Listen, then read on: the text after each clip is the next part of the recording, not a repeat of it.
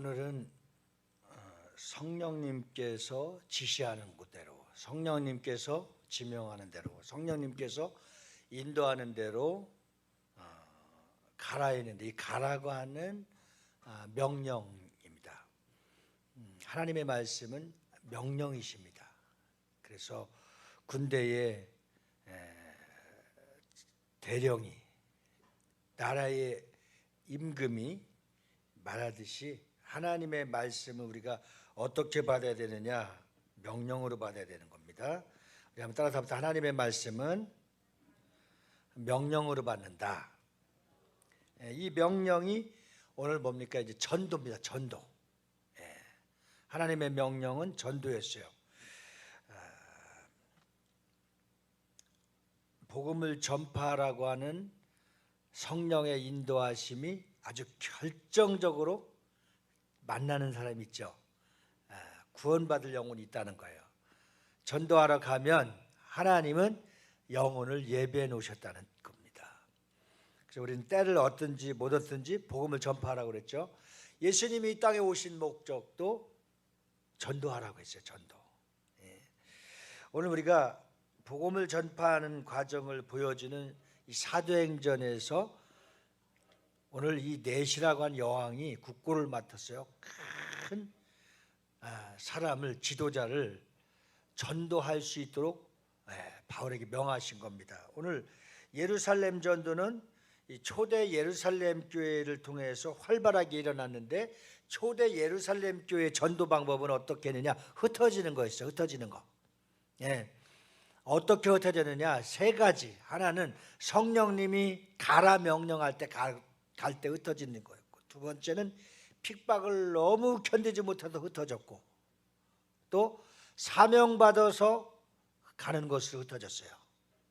초대교회 유형은 성령께서 명령하시는 대로 갈 때에 항상 하나님은 사람을 붙여주셨고 예비된 영혼이 있었습니다. 그래서 우리도 전도할 때에 그냥 까마득하게 담임 목사님이 하라고 해서 억지로 하면 안 돼요. 기도하고 하나님이 또 가라는 거예요.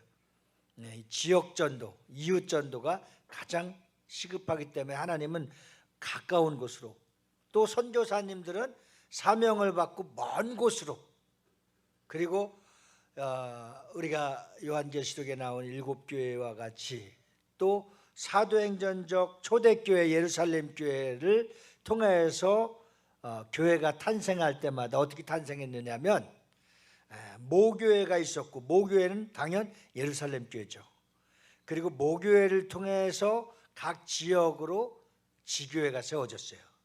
자, 우리나라도 좀 이러한 성경적 교회가 있었습니다. 인천에 특별한 교회들이 있어요. 제1장로교, 제2장로교, 제3장로교, 제7장로교까지 있어요. 참 성경적으로 아주 좋은 모델 처치라고 할 수가 있습니다.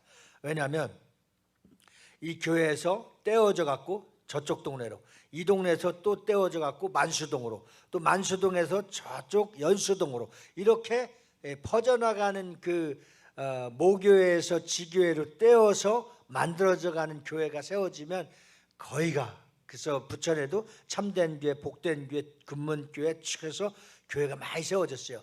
그렇게 세워진 교회들은 대부분 없어지지 않고 아주 잘 부흥되고 건강한 공동체로 성장해 나가고 있습니다.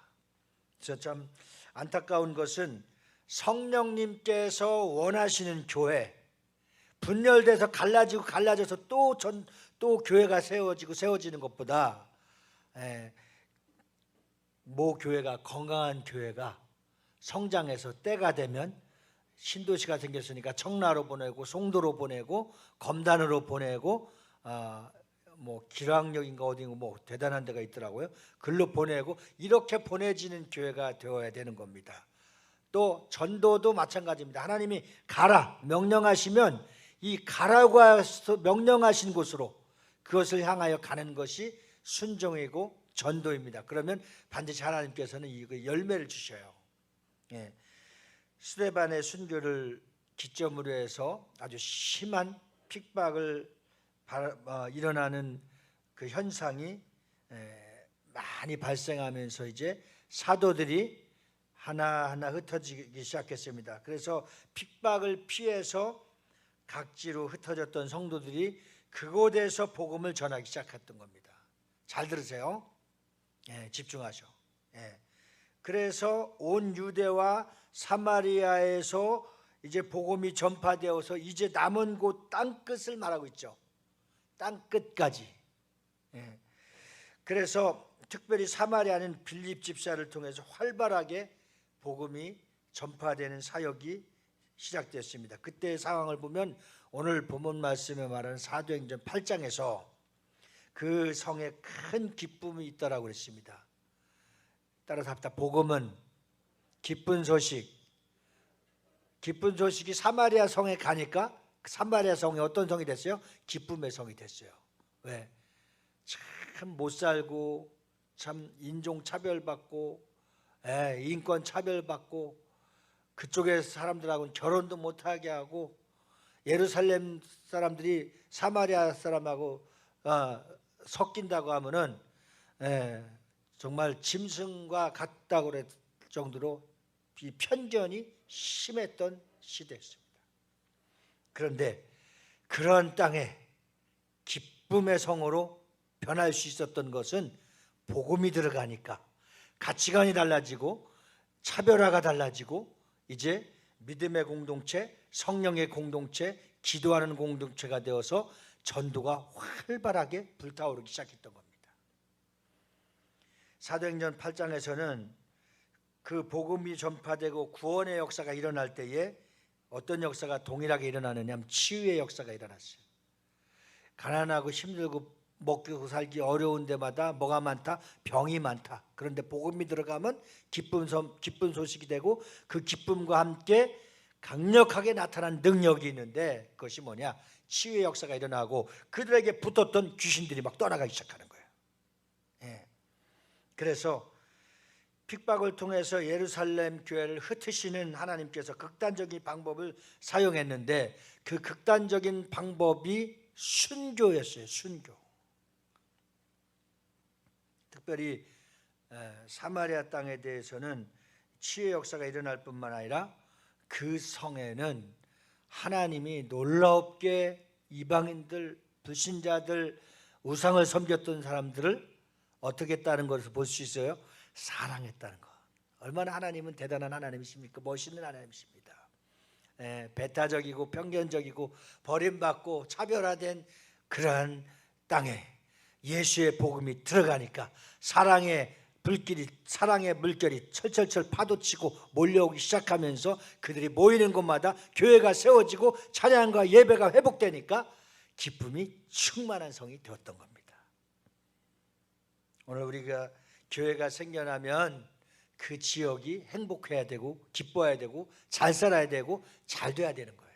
이것이 복음의 능력이고 성령의 열매인 것입니다. 이렇게 활발하게 사마리아 사역을 하고 있던 빌립이 성령께서 이번에는 어디로 몰고 가냐? 광야로 가라고 해서 광야. 광야는 뭐가 있어요? 광야에 있는 것? 아마 마을이나 사람은 별로 없을 것 같아요. 그렇죠?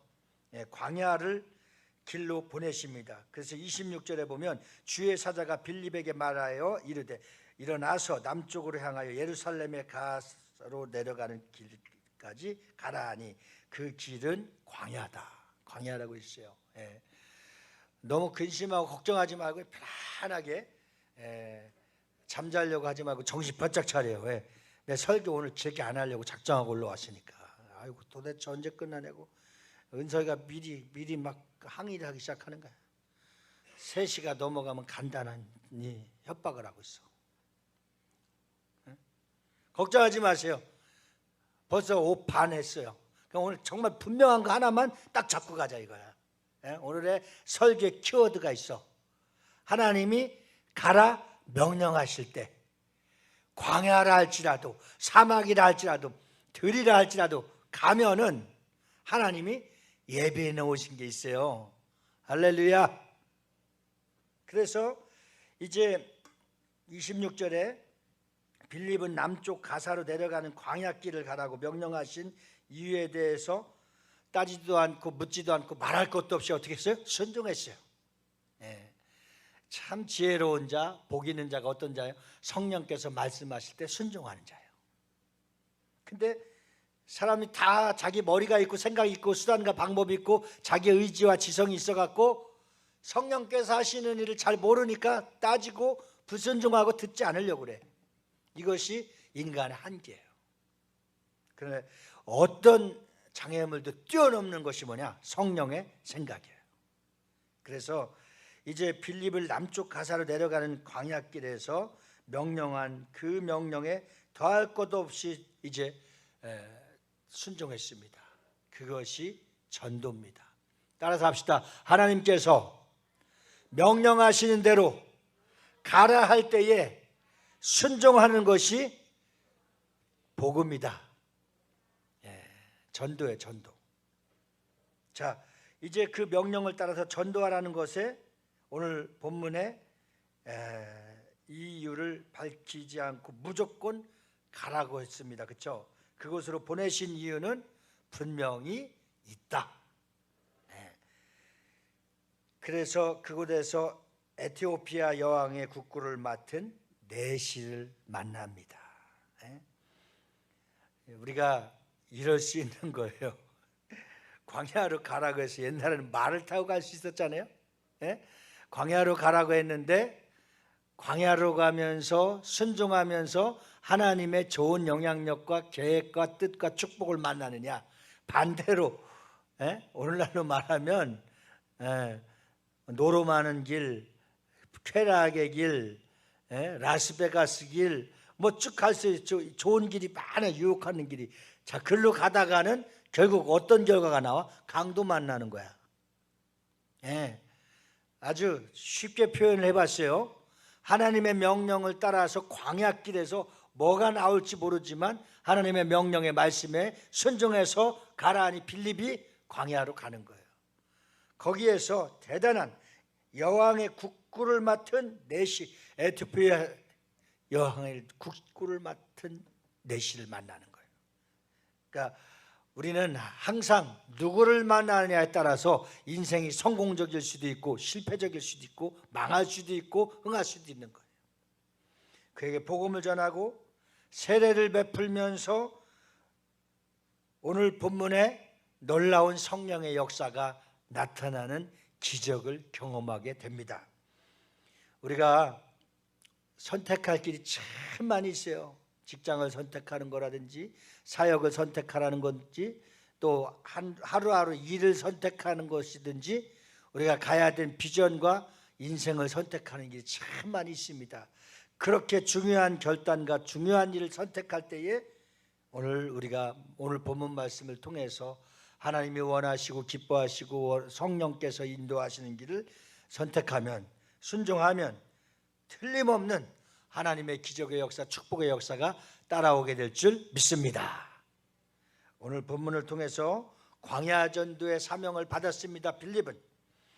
그리고 먼저 광야전도는 땅끝 전도로 시작합니다. 이제 복음은 바야흐로 예루살렘을 넘어서 온 유대와 사마리아까지 전파되었습니다. 이제 남은 것이 어디냐? 남은 것이 어디냐? 땅끝입니다. 성령께서는 유대와 사마리아, 예루살렘에 출발해서 유대와 사마리아와 저 땅끝까지 가라는 것입니다. 광야를 통해서도 역사하신 걸 우리에게 모델로 보여주셨죠. 그 다음에는 뭐예요? 땅끝이요, 땅끝. 그래서 우리가 지금 복음이 들어가지 않은 곳, 복음이 들어갔으나 실패한 곳, 또 복음이 힘을 잃어버린 곳 얼마나 많이 있습니까? 국내로 말해도 가까운 곳, 지역도 많고 많아요. 그래서 이제 그 땅끝의 시작이 바로 광야였습니다. 광야에서 예루살렘을 벗어나고 온 유대와를 벗어나고 또 사마리아를 벗어나는 곳이 광야인데, 성령께서는 예루살렘에서 가사로 내려가는 광야길을 아시아와 이제 아프리카의 축복의 통로, 복음의 통로가 열려지기 시작하는 겁니다. 우리가 이 복음이 움직여지는 길, 복음이 움직여지는 시초, 복음이 가는 길목, 이걸 잘 알아야 돼요. 이것을 알고 어떻게 움직여야 되느냐, 어떻게 가라 명령할 때 순종해야 되느냐, 주님이 말씀하실 때까지. 오늘 찬양을 보니까 더디가 들어야든가요, 느리가 들어. 예, 주님과 함께 가는 거. 예? 얼마나 좋은 찬양입니까?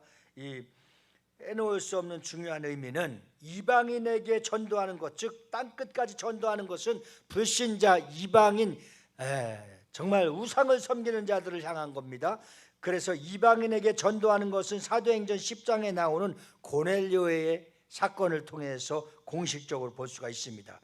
비공식적으로는 빌립 집사가 오늘 에티오피아의 내시에게 전도하는 것이 처음이고, 이방인을 향하여 첫걸음 땅끝까지 첫걸음이 내릴 수 있는 점이 바로 빌립의 광야는 큰 의미가 있는 것입니다. 고넬료를 통해서는 이제 이방인의 어디로 들어가고 있어요? 가정으로 들어가고 있어요. 이방인의 가정. 이방인의 가정으로 들어가는 것이 처음이에요. 사랑하는 성도 여러분, 여러분들은 이제 예루살렘의 중심에서 시작된 복음이 유대와 사마리아 땅끝에서 광야로부터 이제 아시아와 아프리카로 퍼져나가는 그 복음이 이 땅에 140년 전에 한국 땅에 들어와서 놀라운 부흥의 역사가 있었는데, 그 부흥의 역사가 오늘 성령 강림 주일인 바로 1903년에 평양 대부흥성회를 통하여 폭발적인 한국의 복음의 불이 떨어진 겁니다. 그 불을 받아서 오늘날 여기까지 예수 믿게 되었으니 식어가는, 꺼져 있는 이 불을 다시 붙일 수 있어서 전도의 불이 붙여서 가라 명령할 때 이제 전도에 순종하여 이 빈자리를 채워져 나갈 수 있는 저와 여러분들이 다 되어지기를 주님의 이름으로 축원합니다. 축복합니다. 우린 더 좋은 밭을 갖고 있습니다. 왜냐하면 여기 100명, 200명, 300명, 500명 1, 2부, 2부, 3배 예배를 드린다고 하면 우리가 영혼에 대한 갈급함이 없을 수도 있습니다. 그리고 인원이 많아서 못할 일이 없어서 하나님을 더 의지하지 않을 수도 있습니다. 근데 우리에게는 상급을 많이 주시려고 하나님이 예배해 놓으셨어요. 왜? 이 적은 소수가 이제 새롭게 가라 하신 전도의 사명을 받고 성령의 능력으로 다시 한번 새롭게 교회를 디자인하고 새롭게 출발하는 이 시점이 지금 모인 여러분이 하나님 보시기에 아름답고 아주 귀중한 존재라는 사실입니다. 그래서 우리의 연약한 자들이 기도하고 주님 의지해서 출발한 이 복음의 열매가 이 자리가 가득가득 채워질 때에 하나님 영광 받으시고, 분명히 이때를 기억하시고 하나님이 칭찬하시고 상 주시고 복 주실 하나님을 마음껏 찬양할 수 있는 여러분들이 되어지기를 주님의 이름으로 축원합니다. 이제 4분 남았습니다. 너무 길은가요?